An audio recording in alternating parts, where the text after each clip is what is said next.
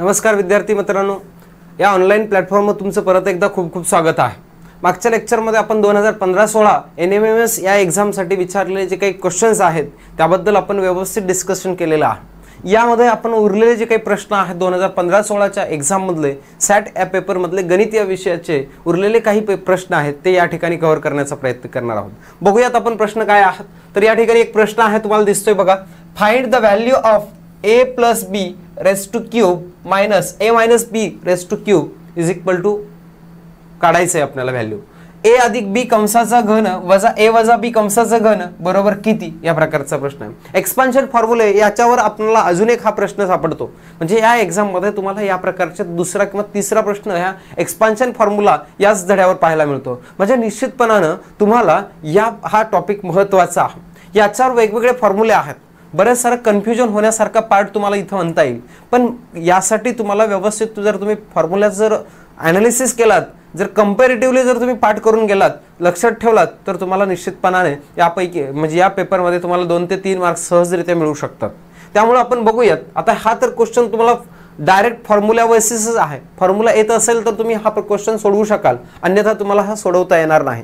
या ठिकाणी 2 फॉर्म्युले आहेत, एक आहे a प्लस b ब्रॅकेटचा क्यूब आणि दुसरा फॉर्म्युला आहे a मायनस b ब्रॅकेटचा क्यूब। पहिल्यांदा फॉर्म्युले बघूयात आणि त्याच्यानंतर आपण क्वेश्चन सोडवण्याकडे जाऊयात। बघा, a प्लस b ब्रॅकेटचा cube is equal to formula a cube plus 3a square b plus 3ab चा स्क्वेअर प्लस 3 नाही परत काय लास्ट b क्यूब अशा पद्धतीचा फॉर्म्युला। नेक्स्ट इथं मात्र आता हे दोन्ही कंपॅरेटिव्हली फॉर्म्युले तुम्ही केलं पाहिजे। आता फक्त या दोघांच्या ठिकाणी फक्त इथं प्लसचा आणि इथं मायनसचा फरक आहे, दुसरा जास्त फरक आहे का? नाही। मग तेच होणार आहे आन्सर मध्ये देखील, तुमचं आन्सर असंच असणार आहे, फॉर्म्युला अशाच प्रकारचा असणार आहे। फरक असणार आहे तो फरक असेल तुमचा फक्त आणि साइन मध्ये। मग तो साइन मध्ये फरक असा असेल a cube minus 3a square b plus 3ab चा स्क्वेअर मायनस b चा क्यूब। फक्त बदल कुठे झाला? अल्टरनेट मायनस येत गेलेला आहे। बघा, पहिल्यांदा प्लस होतं, minus plus minus plus minus plus minus होत गेलेला आहे, बाकी काहीही फरक नाही। हे झालेले आहेत आपले फॉर्म्युले। या प्रकारचे आणखी बरेच सारे फॉर्म्युले, एक्सपान्शन फॉर्म्युले या धड्यामध्ये आपल्याला सिलेबसमध्ये म्हणजे पुस्तकामध्ये पाहायला मिळतात, ते तुम्ही व्यवस्थित करून जावा, म्हणजे तुम्हाला त्याच्यावर प्रश्न सोडवता येतात। चला जाऊयात आपण या प्रश्नाकडे। आपल्याला प्रश्न आहे a प्लस b ब्रॅकेटचा cube minus a minus b ब्रॅकेटचा काय आहे, हा पण क्यूब आहे, इज इक्वल टू काढायचा आहे व्हॅल्यू। मग हे सोडवत असताना सरळ सरळ तोच फॉर्म्युला दिलाय, फॉर्म्युला याला एक्सपांड करूयात, म्हणजे फॉर्म्युला असेल a चा क्यूब प्लस 3a चा स्क्वेअर b प्लस 3ab चा स्क्वेअर प्लस b चा क्यूब। हे मायनसला मायनस ॲज इट इज जसं तसं पुढचा भाग लिहूयात। हा ब्रॅकेट a मायनस b चा क्यूब आहे, म्हणजे इथं परत a चा cube minus 3a square b plus 3ab चा स्क्वेअर असेल आणि मायनस b चा क्यूब असेल। फरक फक्त साइन मध्ये झालेला आहे। आता त्याच्यानंतर हा ब्रॅकेट केलेला, ब्रॅकेट मध्ये लिहिला आहे, ब्रॅकेटच्या बाहेर मायनस साइन आहे।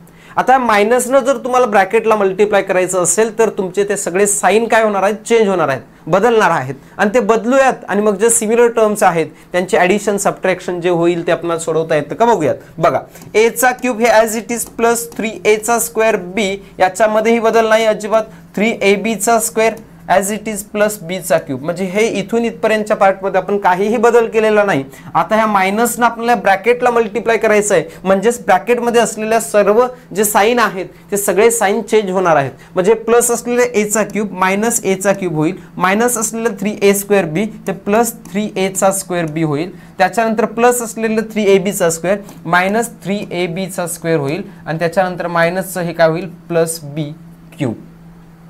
यामध्ये आता तुम्हाला सोडवत असताना लक्षात येईल की याच्यामध्ये बऱ्याच साऱ्या सिमिलर टर्म्स आहेत, जसं की सिमिलर टर्म्स म्हणजे सारखी पद, ज्या ठिकाणी पॉवर म्हणजे व्हेरिएबल आणि त्या व्हेरिएबलचा असलेला पॉवर सेम असला पाहिजे। या ठिकाणी a चा क्यूब आहे, या ठिकाणी a चा क्यूब आहे, हे मायनस असलेला a चा क्यूब आहे, हे प्लस असलेला a चा क्यूब आहे, ठीक आहे। त्याच्यानंतर नेक्स्ट अजून आपल्याला लक्षात येतो तो पार्ट म्हणजे असा आहे की या ठिकाणी 3a स्क्वेअर b आहे, इकडे पण 3a स्क्वेअर b आहे, पण हे 3a स्क्वेअर b प्लस मध्ये आहे, हे पण प्लस मध्ये, म्हणजे कॅन्सल होईल का, नाही होणार। म्हणजे 3 प्लस 3 हे किती होतं, 6a स्क्वेअर b, हे ॲज इट इज जशास याच्यामध्ये बदल करायचा नाही। परत 3ab चा स्क्वेअर आहे इथं 3ab चा स्क्वेअर आहे, बीचा सॉरी बी स्क्वेअर आहे बरं का, हे आपण क्यूब केलेलं झालेलं आहे. मग हे दोन्ही सारखे आहेत, पण हे प्लस आहे हे मायनस आहे, यामुळे कॅन्सल झालं. ठीक आहे, नेक्स्ट पुढे जाऊयात. आता इथं राहिलेलं आहे तुमचं काय, बी चा क्यूब, इथं पण बी चा क्यूब आहे, म्हणजे आपलं इथं संपून जाईल. परंतु या दोघांचे साइन चेंज चेक करा, हे प्लस आहे हे पण प्लस आहे, म्हणजे काय होईल का हो बदल, नाही होणार. म्हणजे इथं काही नाही म्हणजे 1 आहे, इथं काही नाही म्हणजे 1 आहे, 1 + 1 2, हे काय होणार 2, बी चा काय होणार आहे क्यूब. हे आन्सर बघा तुमचं आन्सर असेल. वरचं सगळं सोडवलं आपण, काही ज्या व्हॅल्यूज आहेत त्या कॅन्सल झालेल्या आहेत सेम साइन चेंज असल्यामुळं. ह्या चेंज नसलेल्या साइन जे आहेत त्या व्हॅल्यूजचं तुम्हाला आन्सर मिळालेला आहे. 6a²b आहे का बघा बरं, 6a²b + 2b चा क्यूब. या ठिकाणी पहिल्यांदा b ची व्हॅल्यू घेतली 2b चा क्यूब आहे बघा, 2b चा क्यूब आहे प्लस 6a²b आहे प्लस 6a²b आहे बघा इथं ऑप्शन नंबर 4. ऑप्शन नंबर 4 मध्ये 2b चा क्यूब प्लस 6a²b या प्रकारचं जे आन्सर आहे ते क्वेश्चन नंबर 4 मध्ये तुम्हाला पाहायला मिळतं, आणि या प्रकारे हा क्वेश्चन तुम्ही सोडवू शकाल.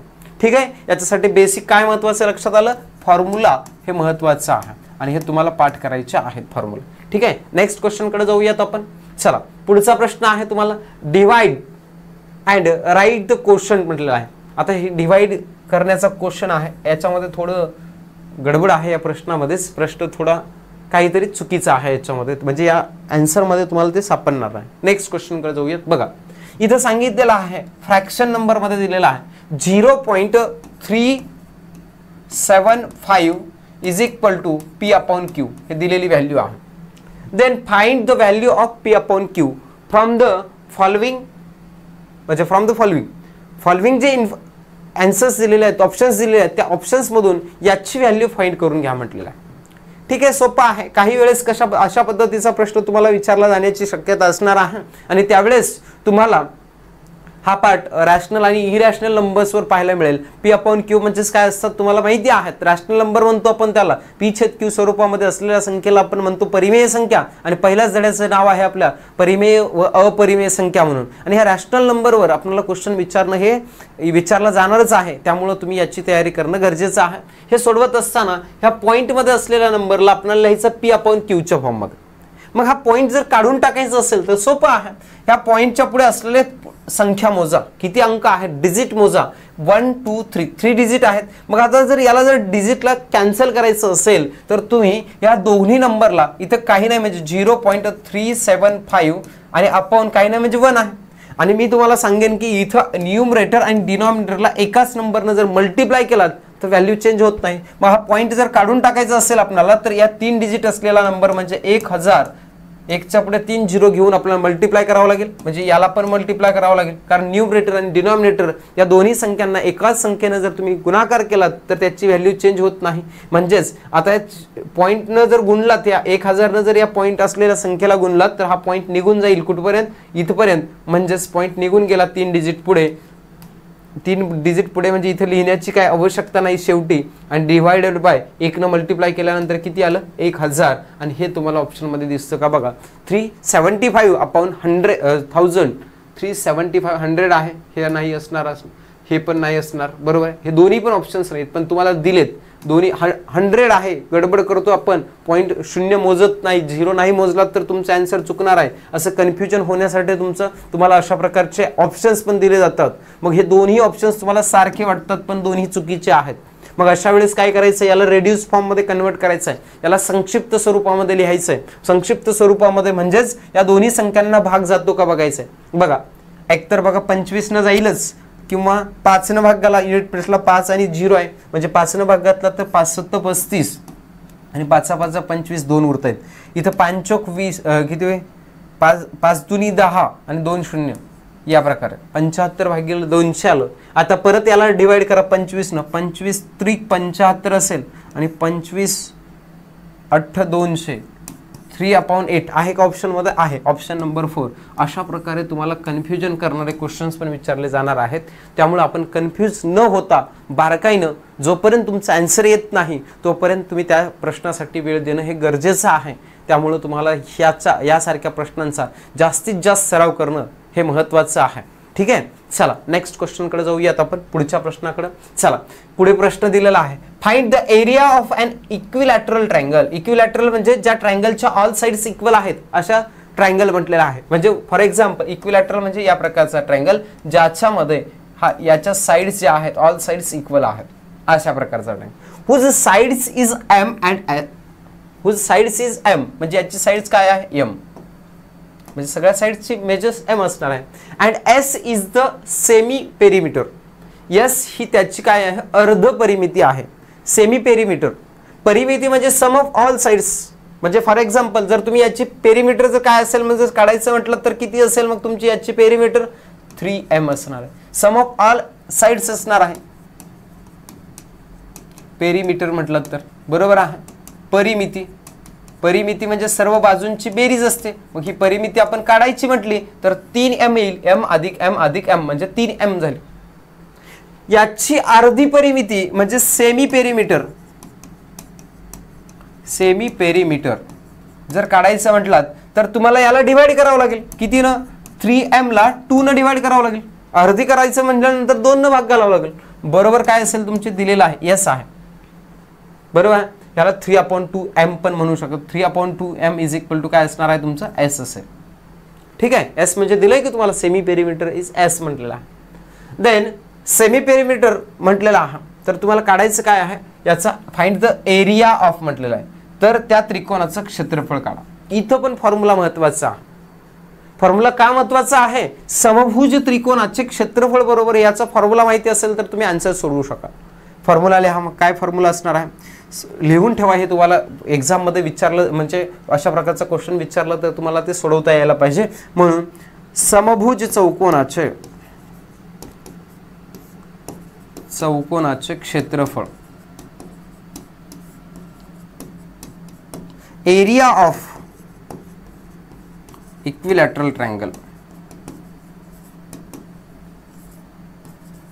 इज इक्वल टू √3/4 इंटू साइडचा स्क्वेअर असा फॉर्म्युला. ठीक आहे, मग आता दिलेल्या माहितीनुसार तुम्हाला लक्षात येतं फक्त इथं साइड ठेवायचे आहे म्हणजे √3/4 साइड माहिती आहे तुम्हाला. साइड कुठे घेतली आहे बघा, इथं m आहे म्हणजे m चा स्क्वेअर असेल. बघा बरं ऑप्शन मध्ये आहे का हे √3/4 इंटू m स्क्वेअर. बघा सापडतं का तुम्हाला √3/4 s स्क्वेअर आहे, s स्क्वेअर आहे, m स्क्वेअर आहे इथं, परंतु √3/4 नाही इथं. बघा म्हणजे चारही ऑप्शन्स मध्ये तुम्हाला हे सापडत नाही. म्हणजे काहीतरी गडबड आहे आणि ती गडबडच इथं दिलेली आहे तुम्हाला. म्हणजे s ची व्हॅल्यू काय आहे 3m/2 आहे. मग जिथं m आहे त्या ठिकाणी जर तुम्हाला s ठेवायचं असेल तर काय ठेवावं लागेल बघा बरं तुम्हाला. m च्या ठिकाणी m ला जर असं ठेवायचं म्हटलं तर तुम्हाला इथं मल्टिप्लाय करावं. m इज इक्वल टू हे 3/2 इकडे मल्टिप्लाय मध्ये गेलं तर 2/3 इंटू s असणार आहे. अपॉन मध्ये उलट होणार आहे. मग जर तुम्ही m च्या ठिकाणी बदल करायचं जर ठरवलात तर m च्या ठिकाणी s ठेवायचं म्हटलात तर काय होईल बघा, कारण आन्सर आपल्या s च्या फॉर्म मध्ये पण आहेत. √3/4 as it is into m च्या ठिकाणी जर तुम्ही ठेवत असाल 3/2s तर इथं 2/3s ब्रॅकेटचा स्क्वेअर असणार आहे. इथं स्क्वेअर आहे की इथं m चा स्क्वेअर, म्हणून इथं m च्या ठिकाणी ठेवलं आणि स्क्वेअरला ॲज इट इज स्क्वेअर ठेवलेलं. मग आता हे सोडवू शकता तुम्ही. बघा सोडवा हे √3/4 as it is into square करा. 2 चा स्क्वेअर येईल 4/3 चा स्क्वेअर येईल 9 इंटू काय असणार आहे s चा स्क्वेअर s स्क्वेअर. 4 कॅन्सल झालं. √3/9 काय असेल s चा स्क्वेअर आहे का बघा बरं. आहे का बघा हे आन्सर तुम्हाला. √3/9 आहे का हे पण तुम्हाला नाही दिसत, बरोबर आहे. मग अजून काय बदल करता येतो, s चा स्क्वेअर आहे का s चा स्क्वेअर इथं दिसतोय बघा s चा स्क्वेअर. अजून कुठं दिसतोय √3/2 s चा स्क्वेअर दिसतो, हे पण तुम्हाला आन्सर मध्ये दिसत नाही. इथं 16 आहे √3/16 m चा स्क्वेअर नाही म्हणजे हे इथं s चा स्क्वेअरच्या ठिकाणी s चा स्क्वेअर ठेवलं √3/9 हे तुम्हाला आन्सर मध्ये असायला पाहिजे. इथं तुम्हाला दिलेलं नाही ते ऑप्शन मध्ये. असे काही क्वेश्चन्स असणार आहेत ज्याच्या ठिकाणी तुम्हाला काही कन्फ्युजन करणारे क्वेश्चन्स असणार आहे. परंतु या सारख्या प्रश्नासाठी तुम्हाला थोडं फॉर्म्युल्याच्या बेसिसवर काम करणं हे गरजेचं आहे. नेक्स्ट क्वेश्चन कडे जाऊयात आपण. पुढचा प्रश्न पुढचा प्रश्न आहे आपल्याला दिलेला. याच्यामध्ये तुम्हाला सांगितलेलं काय आहे बघा, if 2x - 1 is equal to upon x - 3 is equal to किती आहे -3, find the value of x - 2 upon x + 2 अशा प्रकारे दिलेलं आहे. एक इक्वेशन दिलेलं आहे, त्या इक्वेशनची तुम्हाला व्हॅल्यू पण दिलेली आहे -3 म्हणून, आणि त्याच्यानुसार दुसऱ्या एका इक्वेशनची तुम्हाला व्हॅल्यू फाइंड करायची आहे. ठीक आहे, बघूयात आपण. इथं दिलेल्या माहितीनुसार 2x - 1 अपॉन किती आहे x - 3 आहे इज इक्वल टू किती आहे -3 आहे. चला करूयात कॅल्क्युलेशन. आहे आता हे कॅल्क्युलेशन करण्यासाठी हे अपॉन मध्ये असलेला पार्ट पुढे मल्टिप्लिकेशन मध्ये जाणार आहे, म्हणजेच 2x - 1 is equal to -3 in bracket x - 3 असणार आहे. करा आता हे कॅल्क्युलेशन. -3 ने मल्टिप्लाय करता येतं आपल्याला. -3 × 3 म्हणजे x म्हणजे काय होणार -3x मायनस मायनस प्लस 3 × 3 होईल 9. इकडचं as it is 2x - 1. X असलेलं व्हेरिएबल असलेल्या ज्या व्हॅल्यू आहेत त्या एका साईडला घेऊयात. -3x इकडे आणूयात आणि कॉन्स्टंट टर्म पुढे घेऊन जाऊयात. 2x ला 2x जसं तसं -3x इकडे आलं तर +3x होणार आहे. हे 9 ला 9 ॲज इट इज राईट साईडचं. -1 असलेलं पुढे गेलं तर +1 होणार आहे. हे झालेलं आहे 10. इथं असणार आहे 5x. म्हणजेच x ची व्हॅल्यू 10/5 अशी होणार आहे. म्हणजेच x इज इक्वल टू 5 × 10 म्हणजे x ची व्हॅल्यू 2 येईल. बरोबर. पण x ची व्हॅल्यू नाही काढायची आपल्याला व्हॅल्यू काढायची आहे x - 2 upon x + 2. x - 2 upon x + 2 यामध्ये ठेवा व्हॅल्यू 2 - 2 असेल. जिथे x आहे तिथे 2 ठेवावं लागेल आणि इथं 2 + 2 वरती आहे 0 आलं अपॉन 4 असेल. 0च्या अपॉन मध्ये कुठलीही संख्या आली तर त्याची आन्सर असणार आहे 0. म्हणजेच ऑप्शन नंबर फर्स्ट हे तुमचं या प्रश्नाचं उत्तर असणार आहे. ठीक आहे, नेक्स्ट क्वेश्चन कडे जाऊयात आपण. आता पुढचा प्रश्न असणार आहे आपल्यासाठी, एका लघु कंसाचे माप 100 अंश असेल. हा पण मेन्सुरेशन या धड्यावरचा प्रश्न आहे. या ठिकाणी एका लघु कंसाचं माप 100 अंश असेल तर त्याच्या संगत केंद्रीय कोनाच्या विरुद्ध कोनाचे माप काढायचं म्हटलं. म्हणजे इथं measurement of the minor arc म्हटलेला 100 degree. Find the measurement of the angle which is vertically opposite to the central angle made the minor arc असं म्हटलं आहे. आता मायनर आर्क वगैरे काय असतो बघा. एक आपण काय करूया, आर्कचा पार्ट आला म्हणजेच आपल्याला येणार आहे काय सर्कलचा पार्ट येतो. आणि हा सर्कल मी इथं तुम्हाला काढून दाखवेन. बघा सर्कल आहे. या सर्कलमध्ये तुम्हाला काय लक्षात येतं, सेंटर दिसतंय तुम्हाला. बरोबर आहे. आणि त्याच्यानंतर तुम्ही इथं सांगू शकाल की या सेंटरमध्ये हा O असलेला सेंटर आहे. बरोबर आहे. आणि याच्यामध्ये मी जर म्हटलं इथं आर्क तयार होतो. आर्क म्हणजे हा वरचा पार्ट. इथं A असेल, B असेल आणि C असेल. हा जो सर्कलचा पार्ट आहे याला म्हणतो आपण आर्क. बरोबर आहे. मग आता मायनर आर्क म्हणजे काय असणार आहे, मायनर आर्क म्हणजे ज्या पार्ट्स मध्ये जर आपण हे कॉर्ड जॉईंट केलं, ह्या दोन पार्ट झाले त्या सर्कलचे. या सर्कलच्या एका पार्ट मध्ये वर्तुळाचा काय आहे सेंटर पॉइंट आहे. सेंटर पॉइंट ज्या पार्ट्स मध्ये आहे त्याला मेजर आर्क म्हणतो. Major arc. मायनर आर्क म्हणजे ज्या पार्ट मध्ये सेंटर पॉइंट नाही सर्कलचं त्याला म्हणायचं मायनर आर्क. लघु वर्तुळ कंस म्हणतो आपण याला. बरोबर आहे. आणि हा कोणता कंस आहे वरचा तुमचा विशाल वर्तुळ कंस आहे. 2 वर्तुळ कंस कळालेत तुम्हाला. मग या ठिकाणी सांगितलेल्या माहितीनुसार एका लघु कंसाचे माप किती आहे 100 आहे. लघु कंस म्हणजे आपण समजा हा सपोज केला हा ABC हा किती आहे 100 अंशाचा. बरोबर आहे. आणि पूर्ण वर्तुळ कंसाचं माप किती असतं 360 अंश असतं. आणि या लघु कंसाशी संबंधित असलेल्या केंद्रीय कोनाचं माप पण किती असणार आहे एवढंच असतं. जेवढं कंसाचं माप आहे तेवढंच या केंद्रीय कोनाचं माप असतं. आपल्याला काय म्हटलेलं आहे याच्या विरुद्ध असलेल्या या केंद्रीय कोनाचं माप काढायचं आहे. केंद्रीय कोनाचं माप म्हणजेच तुम्हाला या वर्तुळ कंसाचं माप काढायचं, विशाल वर्तुळ कंसाचं. मेजर आर्क काढायचं आहे. मेजर आर्कचं मेजर काढायचं आहे तुम्हाला. मग हे काढत असताना 360 मधून हे 100 मायनस करावं लागेल तुम्हाला. बरोबर आहे. म्हणजे हे किती होईल, या आर्कचं मेजर होईल 260 डिग्री. आर्कचं 260 डिग्री झालेलं आहे म्हणजे याच्याशी करस्पॉन्डिंग असलेला जो सेंट्रल अँगल आहे याचंही 260 डिग्री असेल. तुम्हाला सांगितलेल्या क्वेश्चनचं काय लघु कंसाचं माप दिलेलं आहे त्याच्या संगत असलेला या कंसाशी संगत असलेला कोण हा आला, याच्या अपोजिट असलेला कोण हा अपोजिट आलेला आहे. आणि हा अपोजिट असलेल्या अँगलचं मेजर आपण काढलेलं आहे 260 डिग्री. म्हणून आपला आन्सर असणार आहे थर्ड नंबरचा 260 डिग्री. लक्षात येतं? हे बारकाईने तुम्ही समजून घेणं गरजेचं आहे. नेक्स्ट पुढच्या क्वेश्चनकडे जाऊयात आपण. या ठिकाणी तुम्हाला परत दुसऱ्या प्रकारचं क्वेश्चन विचारलेलं आहे. या ठिकाणी आपण बघूयात. तर a shopkeeper sold an article for ₹414 rupees after giving a discount of 8%. Find the mark price of the article.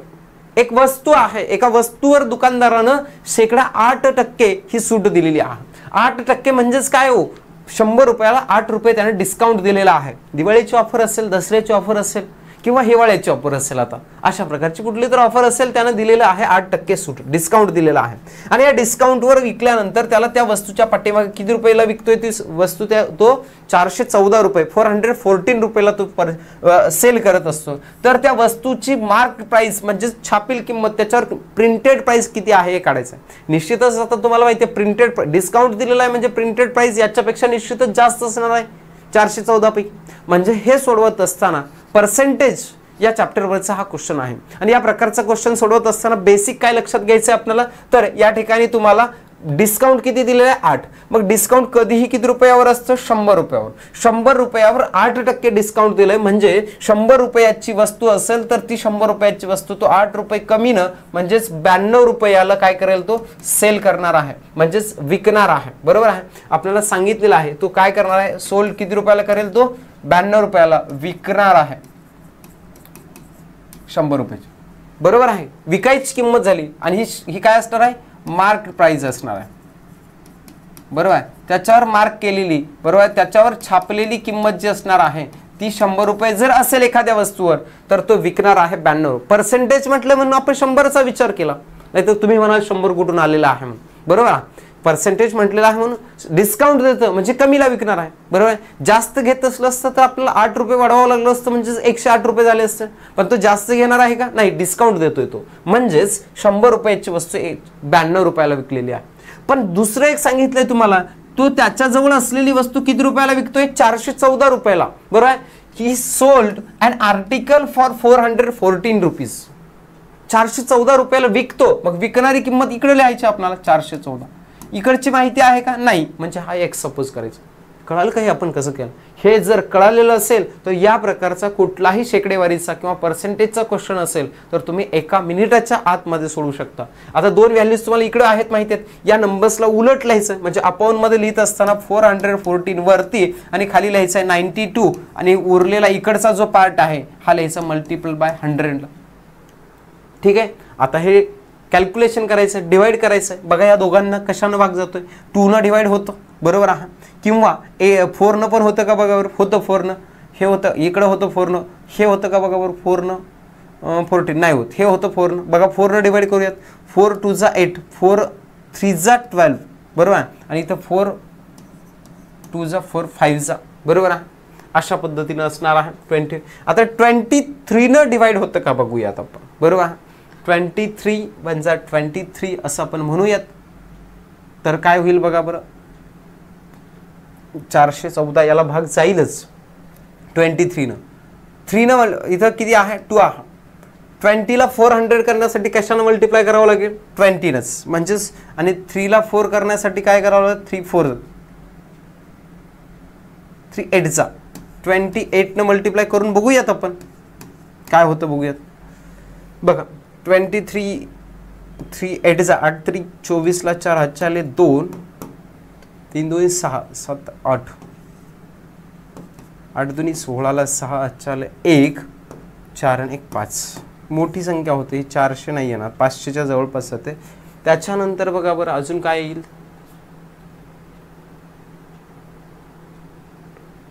8च divide होईल का, हे होईल किंवा पॉइंट मध्ये आहे का आन्सर आपलं, नाही पॉइंट मध्ये, हे डिवाइडच होणार आहे. किती न होईल, 23 वजा 23 किती कॅरी होत आहेत 7 आणि पुढचे 10 17 18 184. 184 कितीच्या टेबल, 23च्या टेबलमध्ये असणारच आहे. बघूयात बरं, 28 न मल्टिप्लाय करूयात, 23 8 जा 4 8 16 18. बरोबर आहे, बघा 2 ने डिवाइड 8 ने डिवाइड होईल म्हणजे 18 येईल बघा 23 न. म्हणजे राहिलं काय आपलं 18 इंटू 25. आता 25 ने 18 ला मल्टिप्लाय करा. 25 8 200 ला 0 हातच्याले 20. 25 1 25. 25 आणि 20. 25 आणि 20 होतात आपले किती 45. किती रुपयाला ती वस्तू, त्याच्यावर मार्क प्राइस किती असणार आहे 450. आणि या पद्धतीने आपला आन्सर असणार आहे 450. थोडा कॅल्क्युलेशनचा पार्ट आहे, तो तुम्ही सोडवू शकता. कॅल्क्युलेशन केल्यानंतर तुम्हाला येणार आहे, परंतु हा जो बेसिक फॉर्म्युला आहे हे जे आपण सोडवलेलं आहे हे तुम्हाला लक्षात यायला पाहिजे. हे लक्षात आलं असेल तर तुम्ही कॅल्क्युलेशन करू शकता. हे कधी काही प्राईम नंबर्स असतात, मूळ संख्या असतात, त्यावेळेस तुम्हाला कॅल्क्युलेशन थोडे अंडरस्टँडिंग करून सोडवायचे आहेत. या पद्धतीने याची सेलिंग मार्क प्राइस जी असणार 450 रुपीज असणार आहे. नेक्स्ट क्वेश्चन आहे, find the difference in the degrees of the following expressions असं म्हटलेलं आहे. आता डिग्री म्हटलेलं आहे, एक्सप्रेशन्स दिलेले आहेत तुम्हाला. काय दिलेले आहेत, काही बहुपदी दिलेले आहेत, एक्सप्रेशन्स दिलेले आहेत, पॉलिनॉमियल्स दिलेले आहेत 2. या दोन्ही पॉलिनॉमियल्स मध्ये काही डिग्री आहेत बघा. इथं आहे 3x⁻3, इथं x⁻4 आहे, बरोबर आहे. घातांक कोटी म्हटलेला आहे. ज्या एखाद्या बहुपदीची कोटी कशाला म्हणतोय आपण, कोटी म्हणजेच डिग्री म्हणजेच काय असणार आहे, डिग्री म्हणजे लार्जेस्ट किंवा ग्रेटेस्ट पॉवर ऑफ व्हेरिएबल. जो काही व्हेरिएबल आहे त्याचा लार्जेस्ट पॉवर जो आहे त्याला डिग्री म्हणायचं. याच्यामध्ये लार्जेस्ट पॉवर किती आहे, इथं x आहे पण याचा 1 आहे, काही नाही म्हणजे, पण इथं 3 आहे म्हणजे याची डिग्री किती झालेली आहे 3. याची डिग्री किती होईल बघा. आता या ठिकाणी x इथं पण आहे, इथं पण आहे, पण x किती आहे 4 आहे, म्हणजे या ठिकाणी 4 असल्यामुळे याची डिग्री 4 आहे, याची 3 आहे. तुम्हाला डिफरन्स काढायचा आहे दोघांमधल्या डिग्री मधला डिफरन्स. 4 - 3 म्हणजे 1. या ठिकाणी 1 हे त्याचा ऑप्शन असतो आहे. दोन बहुपदींमधील कोटींमधला फरक जो असणार आहे तो कोटीमधला फरक 1चा असणार आहे. कसा फरक असेल ते आपण काढलेला आहे. डिग्री म्हणजे काय, कोटी म्हणजे काय हे पण या ठिकाणी आपण बघितलेलं आहे. नेक्स्ट पुढचा क्वेश्चन आपण बघूयात. या ठिकाणी म्हटलेलं आहे, find the value of x of the following table. आता एक टेबल दिलेला आहे, हा रेशो प्रोपोर्शन मधला टेबल आपल्याला पाहायला मिळतो. पुढील सारणीवरून x ची किंमत काढा. अशा पद्धतीचा टेबल आहे. या टेबलमध्ये काही एक बेसिक काहीतरी स्ट्रक्चर असतं आणि ते स्ट्रक्चर तुम्हाला या ठिकाणी समजतो का बघायचं आहे. बघा इथं 11 आहे, 60 आहे. या ठिकाणी 11च्या ऐवजी इथं संख्या झालेली आहे मोठी, म्हणजे 11च्या बदल्यामध्ये 15 आलं, पण इकडची खालची संख्या झालेली आहे लहान. इकडे 60 होतं, इकडे 44 झाले 44. इकडे अजून वाढलाय नंबर 22 झाला, इकडे अजून कमी झाला. म्हणजे हे काहीतरी सेम रेशो मध्ये, सेम प्रपोर्शन मध्ये किंवा काही ना काही या दोघांचा संबंध आहे. एक वाढल्यानंतर दुसरी संख्या कमी होते, याला म्हणतोय आपण प्रोपोर्शन मध्ये इनव्हर्स प्रोपोर्शन किंवा याला म्हणतोय व्यस्त क्रिया, बरोबर आहे. रेशो प्रोपोर्शन मध्ये आपण हा बघितलेला पार्ट असणार आहे. मग ज्यावेळेस इनव्हर्स प्रोपोर्शन असतं त्यावेळेस कॉन्स्टंट काय असतं, मल्टिप्लिकेशन कॉन्स्टंट असतं. या दोघांचं मल्टिप्लिकेशन कॉन्स्टंटच येणार आहे. 11 6 66 आणि 0 660 येतं. इथं बघूयात या दोघांचं मल्टिप्लिकेशन किती होतं. 15 × 60 ला 0 हातच्याले 6, 15 × 60 हातच्याले 6 660. 22 3 22 2 किती होणार आहे 44 आणि 66 660. बघा सगळ्याच ठिकाणी 660 येतं. 660 ला जर तुम्ही डिवाइड केलात किती ना आता आहे 55 ने डिवाइड केलात तर x ची व्हॅल्यू भेटणार आहे तुम्हाला. म्हणजेच त्याच्यामध्ये कॉन्स्टंट येणारा जो काही मल्टिप्लिकेशन आहे, म्हणजे 55 ला कितीनं गुणाकार केलात तर तुमची x ची व्हॅल्यू किती येणार आहे. x च्या ठिकाणी एखादी व्हॅल्यू ठेवल्यानंतर त्याच्याशी गुणाकार केलात 55 तर तुमचं उत्तर 666 येणार आहे. हे येण्यासाठी तुम्हाला काय करावं लागेल, डिवाइड करावं लागेल. 5 न करा किंवा 11 होतो बघा. 11 5 जा, 11 6 जा आणि या 5 न डिवाइड करा. 5 1 जा 5, 1 कॅरी 5 2 जा, म्हणजे आन्सर येईल 12. आणि ऑप्शन नंबर 3 याच्यामध्ये तुम्हाला 12 पाहायला मिळेल. हे काय आहे तुमचा क्वेश्चन, इनव्हर्स प्रोपोर्शनवर तुम्हाला क्वेश्चन हा आहे. इनव्हर्स प्रोपोर्शन व्यस्त क्रियेवर आपल्याला हा प्रश्न पाहायला मिळतो. ठीक आहे. नेक्स्ट पुढे जाऊयात आपण. पुढचा क्वेश्चनची आपण चर्चा करूयात या ठिकाणी. नेक्स्ट क्वेश्चन आहे तुम्हाला, लास्ट क्वेश्चन आहे, फाइंड द व्हॅल्यू ऑफ एक एक्स म्हणजे एक्सप्रेशन दिलेलं आहे, एक तुम्हाला पॉलिनॉमियल दिलेला आहे, बैजिक राशी दिलेली आहे. याही ठिकाणी तुम्हाला अशा प्रकारचा क्वेश्चन तुम्हाला फॉर्म्युला बेस्ड क्वेश्चन आहे असं आपल्याला म्हणता येईल. इथं दिलेली माहिती आहे तुम्हाला, थोडा इन डीप क्वेश्चन आहे असं पण म्हणता येईल. x क्यूब प्लस 1 दुसऱ्या ब्रॅकेटमध्ये x - 1 आहे. Next upon x cube -1 next आहे पुढे x+1 आहे. ठीक आहे, या प्रकारचा क्वेश्चन सोडवायचा असेल तर तुम्हाला फॉर्म्युला महत्वाचा आहे. या फॉर्म्युल्यामध्ये काय असेल तुमचं, आता इथं a³ 1 आहे म्हणजे 1चा पण काय नाही म्हणजे क्यूबच असणार आहे या ठिकाणी, म्हणजे a³ + b³ या प्रकारचा फॉर्म्युले मी त्या वेळेस देत राहतो, त्यामुळे तुम्ही त्या वेळेस लिहून ठेवायचे आहेत एका वहीमध्ये. तुम्हाला हे फॉर्म्युले लक्षात येण्यासाठी तुम्हाला ज्यावेळेस तुम्हाला बघायचं आहे त्यावेळेस एकदा तुम्ही वही बघत असाल तर त्या ठिकाणी एकाच ठिकाणी हे सर्व फॉर्म्युले तुम्हाला सापडले पाहिजेत. यासाठी तुम्ही हे सगळे व्यवस्थित लिहून घेणं गरजेचं आहे. a³ + b³ याचा फॉर्म्युला असेल आपला a + b ब्रॅकेटचा क्यूब नाही आहे या ठिकाणी, फक्त a³ a + b अशा पद्धतीचा असेल. a + b एका ब्रॅकेटमध्ये, दुसऱ्या ब्रॅकेटमध्ये a² - ab + b² या प्रकारचा फॉर्म्युला असेल. दुसरा फॉर्म्युला आहे आपला a³ - b³. बघा दुसरा फॉर्म्युला आपल्याला या दुसऱ्या ह्याच्यामध्ये लक्षात येतो, इथं खाली आहे तो फॉर्म्युला असेल a - b. आता म्हटलं तुम्हाला कंपॅरेटिव्हली फॉर्म्युला लक्षात ठेवायचा आहे. दुसऱ्या फॉर्म्युल्यामध्ये असेल a² + ab + b² या पद्धतीने. आणि या पद्धतीने या दोघांच्या मध्ये व्हॅल्यूज ठेवा तुम्ही, आणि ह्या व्हॅल्यूज तुम्ही ठेवल्यानंतर तुम्हाला काय भेटणार आहे तर तुम्ही या पद्धतीचा क्वेश्चन तुम्ही निश्चितपणाने सोडवू शकता. तर आपण सोडवूयात. बघा बरं या ठिकाणी काय आहे, या फॉर्म्युल्याचा वापर करून a³ + b³ आहे म्हणजेच या ठिकाणी तुम्हाला ठेवता येतं b म्हणजे 1 b च्या ठिकाणी 1 आहे म्हणजे इथं x असणार आहे x + 1 पहिल्या ब्रॅकेटमध्ये. नेक्स्ट सेकंड ब्रॅकेटमध्ये असेल a² म्हणजे x² मायनस ab म्हणजे a न b ला गुणायचं, b ची व्हॅल्यू एकच आहे म्हणजे x येईल इथं, आणि त्याच्यानंतर प्लस काय आहे b² x² 1 येणार आहे. ठीक आहे, हा पहिला याचा एक्सपांडेड फॉर्म झाला. दुसरा आहे x -1 आहे इथं x -1.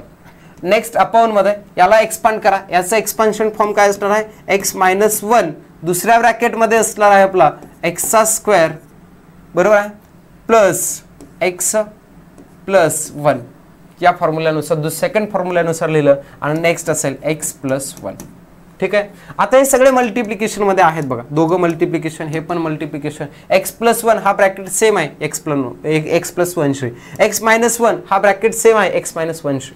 मग राहिलं काय फक्त आपलं x² - x + 1 upon x² + x + 1 या प्रकारचं ऑप्शन मध्ये तुम्हाला काही सापडतं का? बघा निश्चितपणानं आहे. बघा x² - x + 1 x² + x + 1 option number 4 याचं करेक्ट आन्सर असणार आहे.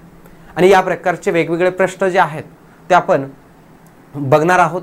हे जे आहेत तर 2015-16 या शैक्षणिक वर्षामध्ये जो NMMSचा एक्झाम झालेली आहे, या NMMSच्या एक्झाममध्ये विचारलेले सगळेच्या सर्व प्रश्न आपण या ठिकाणी घेण्याचा प्रयत्न केलेला आहे. सर्व प्रश्न इन डिटेल तुमचं रिव्हिजन होईल या पद्धतीने घेण्याचा आपण प्रयत्न केलेला आहे. तुम्हाला सगळे प्रश्न समजलेले असतील. याच्यामध्ये काय प्रश्नांमध्ये किंवा कोणत्या प्रश्नांसाठी तुम्हाला सराव करणं गरजेचं आहे हे पण तुम्हाला समजत असेल.